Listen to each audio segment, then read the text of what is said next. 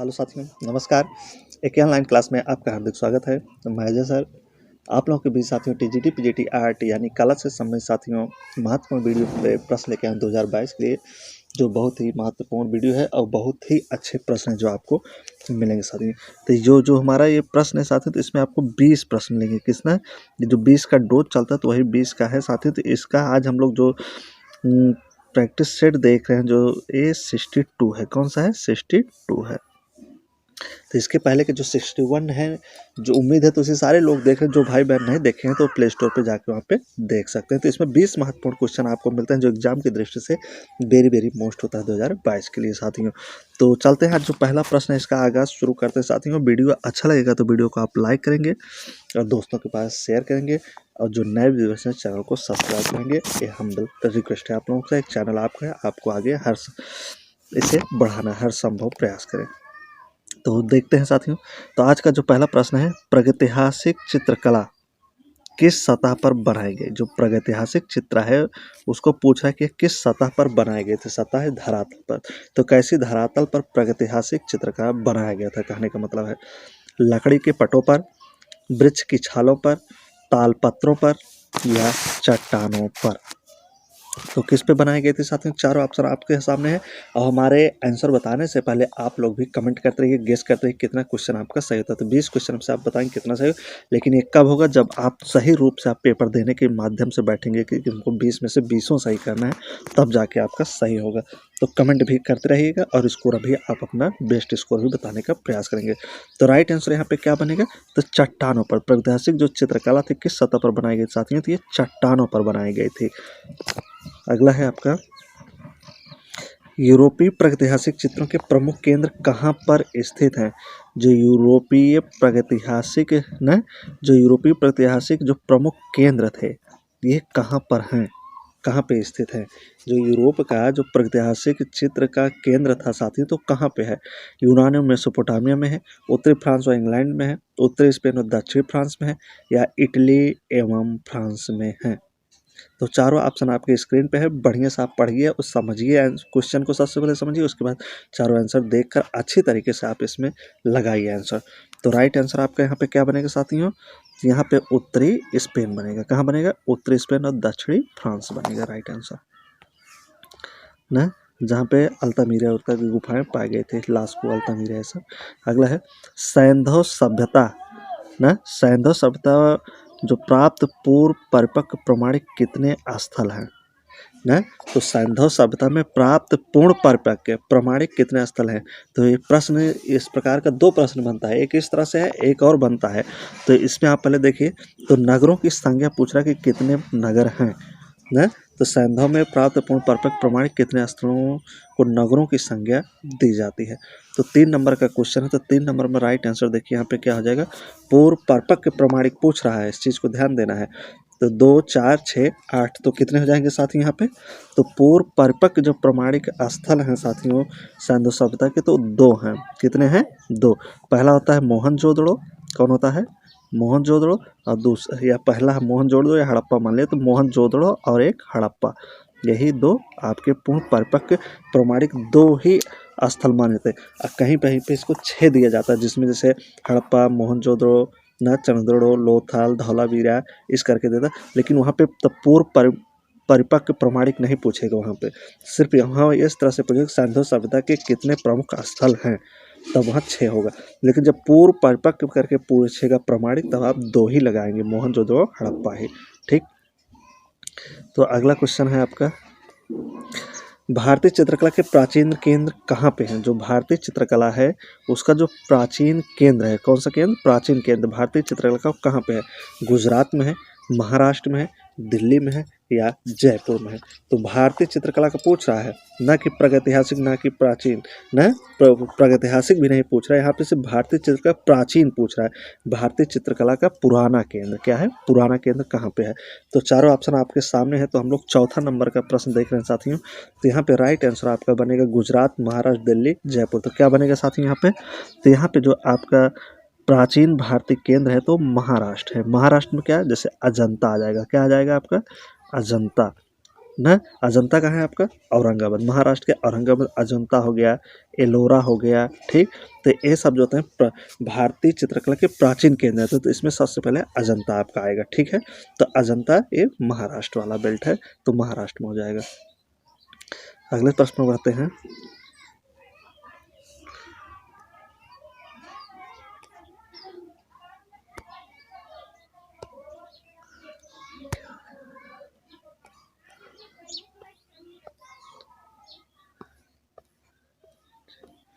अगला है आपका लास्कास गुफा। कौन सी गुफा? लास्कास की गुफा खोज हुई थी। जो लास्कास गुफा है, तो इसकी खोज कब हुई थी, तो किस सन में हुई थी साथियों?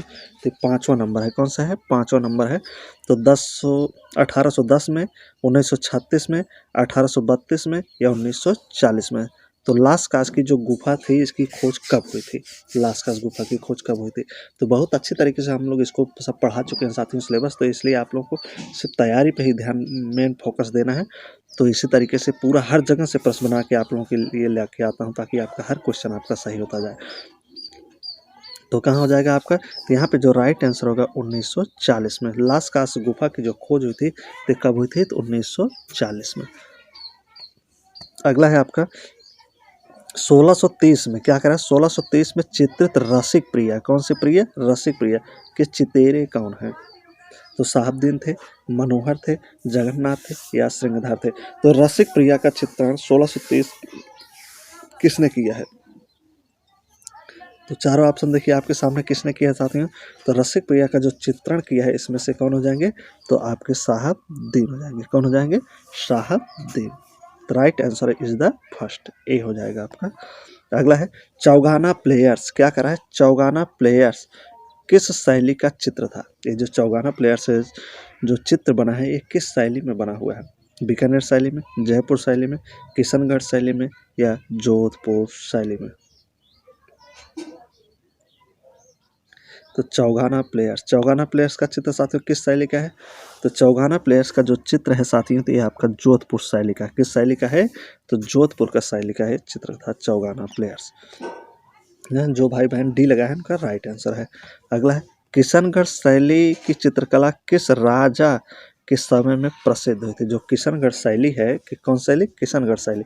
तो किस राजा के समय में प्रसिद्ध हुई थी? तो उमराव सिंह के, भीम सिंह के, जयचंद या सावन सिंह के?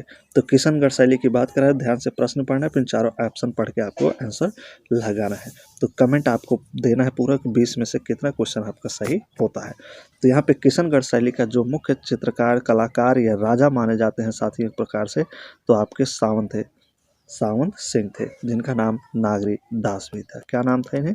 नागरी दास के नाम से भी जाने। इनके समय में ही चित्रकार मोरध्वज निहाल चंद था, जो बनी ठनी नामक चित्रकारी किया था राधा के रूप में। अगला है कंपनी शैली का चित्रकार कौन है? कंपनी शैली का इसमें से चित्रकार कौन है ना? तो 4 चित्रकार दिए हैं, लेकिन कंपनी शैली का चित्रकार उसमें से कौन है, उसी को हमको देखना है। तो क्रिस्टोफर कैटल है, एलिस कैटल है, नेव विल्तुली है, टिली कैटल है। तो कंपनी शैली का इसमें से चित्रकार कौन है, जो कंपनी शैली से संबंधित है? तो कौन हो जाएगा साथी यहाँ पे कंपनी शैली का चित्रकार? तो यहाँ पे जो चारों में से जो आपका टिली कैटल है, कौन है? Tilly cattle. तो टिली कैटल जो है एक कंपनी शैली का चित्रकार है। किस चित्रकार ने प्रथम व्यंग चित्र बनाया? कौन सा चित्रकार है ना जो प्रथम व्यंग चित्र बनाया है? किस चित्रकार ने प्रथम व्यंग चित्र बनाया ना, यानी कि सबसे पहले व्यंग चित्रकारी की है? गगन नाथ टैगोर, यामिनी राय, के एस कुलकर्णी, के हैबर। तो चारों में से देखिए किसने किया है साथियों व्यंग चित्रकारिता सबसे पहले? तो यहाँ पे जो किए हैं, तो वो चारों ऑप्शन आप देखिए और बताइए, राइट आंसर कमेंट करिए, तो कौन हो जाएंगे? तो यहाँ पे आपके जो गगन नाथ टैगोर हैं, कौन है? गगन नाथ जी टैगोर जो हैं, ये सबसे पहले व्यंग चित्रकारिता किए हैं। तो घनवास पर भी इनका असर होता है ना। घनवादी शैली के मुख्य कलाकार माने जाते हैं। किस शैली के? तो घनवादी कलाकार के। अगला है आपका गगन नाथ टैगोर द्वारा एक क्यूबिस्ट सिटी को किस माध्यम से चित्रित किया गया था? गगन नाथ टैगोर का रचना है एक क्यूबिस्ट सिटी। इसे किस माध्यम से चित्रित किया गया था? तैल रंग से, जल रंग से, पेस्टल रंग से या कोलाज रंग से? तो किस रंग से इसे चित्रित किया गया था साथियों? तो इसे जो गगननाथ टैगोर का जो क्यूबिस्ट सिटी था, इसे जल रंग से चित्रकारी किया गया था। किस रंग से किए थे? तो जल रंग से। अगला है, उस चित्रकार का नाम बताइए जिन्होंने यूरोपीय शैली में भारतीय विषयों पर चित्र बनाया। कौन सा वह चित्रकार है जो यूरोपीय शैली में भारतीय विषयों पर चित्रकारी किया है ना? तो कौन सा चित्रकार है जिसने यूरोपीय शैली में भारतीय विषयों पर चित्र बनाया साथियों? तो के आर मजूमदार है, राजा वर्मा है, नंदलाल बोस हैं या शैलेंद्रनाथ डे है। तो कौन सा ऐसा कलाकार है साथियों जो यूरोपीय विषयों को भारतीय विषयों में चित्रकारी किया है? यूरोपीय शैली है और भारतीय विषय पर चित्र बनाया है। तो चारों में से देखिए कौन हो जाएंगे साथियों? तो इसमें जो चारों में जो आपका राइट आंसर होगा वो साथियों हो जाएंगे राजा रवि वर्मा साहब। और दूसरा कलाकार आप कमेंट करके बताएंगे दूसरा कौन सा ऐसा कलाकार था जो यूरोपीय शैली में भारतीय चित्रकारी करता है, तो वो कौन है? तो कमेंट करें, जरूर बताएं। अगला है आपका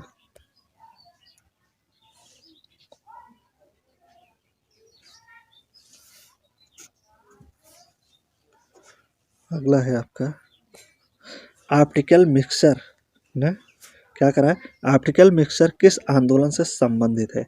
जो ऑप्टिकल मिक्सचर है ये किस आंदोलन से इसका संबंध है? प्रभाववाद से, यथार्थवाद से, बिंदुवाद से या प्रतीकवाद से? तो ऑप्टिकल मिक्सचर का किस वाद से संबंध है? ऑप्टिकल मिक्सचर का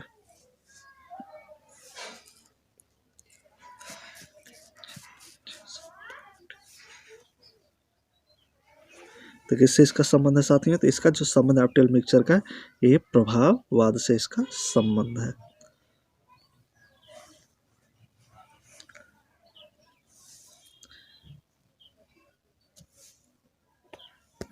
अगला है द फाइटिंग टेम्परेरी किसका चित्र है?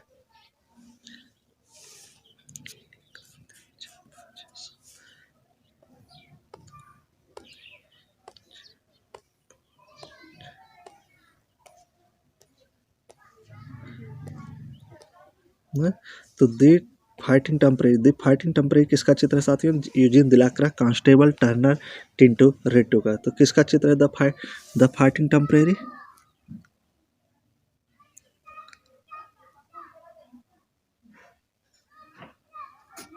किसका चित्र है? तो यहाँ पे टर्नर का हो जाएगा। किसका हो जाएगा? टर्नर का। अगला है आपका गेसो चित्रभूमि पर किस विधा में चित्रण कार्य किया गया? पेस्टल में, एक्रेलिक में, टेम्परा में या जल रंग में? तो गेसो चित्रभूमि पर किस विधा में चित्रण कार्य किया गया है?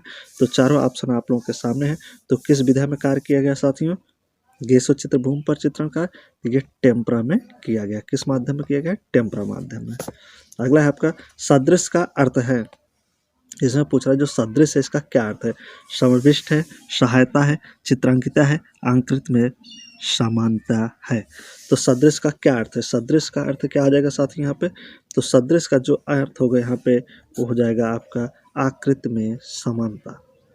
अगला है चौक पूरन। क्या करा है? चौक पूरन लोक कला है। ये चौक पूरन जो है एक लोक कला है। ये कहाँ की परंपरा है? कहाँ की लोक कला है? उत्तर प्रदेश की, मध्य प्रदेश की, महाराष्ट्र की या गुजरात की? चौक पूर्णा या चौक पूर्णा लोक कला है, कहाँ की है? तो कहाँ की हो जाएगी साथियों चौक पूर्णा? तो ये उत्तर प्रदेश की लोक कला है चौक पूर्णा। अगला है आयल कलर में बाइंडर। क्या कर रहा है? आयल कलर में बाइंडर किस तरह का प्रयोग किया जाता है? आयल कलर में जो बाइंडर मिलाया जाता है तो उसका प्रयोग किस तरह से किया जाता है? एक्रिलिक बाइंडर मिलाकर, लिसिन डायल मिलाकर, टर्पेंडाइन डायल मिलाया जाता है या फेविकोल? तो क्या मिलाया जाता है आयल कलर में बाइंडर की तरह? तो चारों में से देखिए इसमें से क्या मिलाया जा सकती है? तो इसमें से जो आपका मिलाया जाएगा आयल कलर में बाइंडर की तरह जो प्रयोग किया जाता है तो लिसिंड आयल मिलाया जाएगा। क्या मिलाया जाएगा? लिसिंड आयल। अगला है निम्नलिखित में से कलमकारी शैली का प्रसिद्ध चित्र कौन सा है? इनमें से कलमकारी शैली का प्रसिद्ध चित्र कौन सा है? दुल्हन का श्रृंगार है, संथाल परिवार है, यात्रा का अंत है या जीवन वृक्ष है? ना। तो क्या करें, कलमकारी शैली का प्रसिद्ध चित्र इसमें से कौन सा है? तो कौन सा हो जाएगा साथ में, दुल्हन का श्रृंगार, संथाल परिवार, यात्रा का अंत, ये जीवन वृक्ष। तो क्या यहाँ पे राइट आंसर आपका बनेगा? तो यहाँ पे जो राइट आंसर बनेगा वो आपका जीवन वृक्ष हो जाएगा। क्या हो जाएगा? जीवन वृक्ष। तो अगला है आपका प्रश्न, मिथ्स एंड सिविलस, क्या है? Myths and symbols in India art and civilisation, ये यहाँ तक है। ये देखिए, myths and symbol in Indian art and civilisation नामक पुस्तक, ये क्या है? पुस्तक के लेखक कौन है? स्टेला कैम्ब्रिज है, हेनरिक जीमर है, आनंद कुमार स्वामी है, या जया अप्पा स्वामी। तो ये 20वां क्वेश्चन है साथियों, आज का लास्ट क्वेश्चन है, 20वां क्वेश्चन है। तो आप इसका राइट आंसर बताएंगे कि क्या है, कौन है इसके लेखक? Myths and symbol in Indian art civilization के लेखक कौन है? ये पुस्तक है, तो इसको लिखने वाले कौन है? तो कौन हो जाएंगे इसको लिखने वाले साथियों? तो इसको जो लिखने वाले हैं चारों में, ये आपके हो जाएंगे हेनरिक जीमर जी। कौन हो जाएंगे? Heinrich Zimmer. तो बी वाला यहाँ पे आंसर क्या होगा आपका? बिल्कुल राइट हो जाएगा। ठीक, तो जितने भाई बहन बी आंसर लगा है तो वो बिल्कुल करेक्ट है उनका आंसर। तो ये रहे साथियों आज के मोस्ट इंपॉर्टेंट 20 क्वेश्चन। उम्मीद है कि सारे प्रश्न आप लोगों को समझ में आए होंगे। प्रश्न का जो लेवल है वो कैसा है ये आप कमेंट करके बताएंगे। तो उसके बाद 20 क्वेश्चन में से आपके कितने क्वेश्चन सही होते हैं ये भी आप कमेंट के माध्यम से जरूर बताने की कृपा करें साथियों। तो दीजिए इजाज़त, लेता हूँ आपसे विदा। जब तक नेक्स्ट वीडियो आपके सामने लेके आऊँगा, तब तक के लिए बहुत बहुत धन्यवाद साथियों। बहुत बहुत आभार वीडियो देखने के लिए और चैनल को आगे बढ़ाने के लिए। तो धन्यवाद साथियों।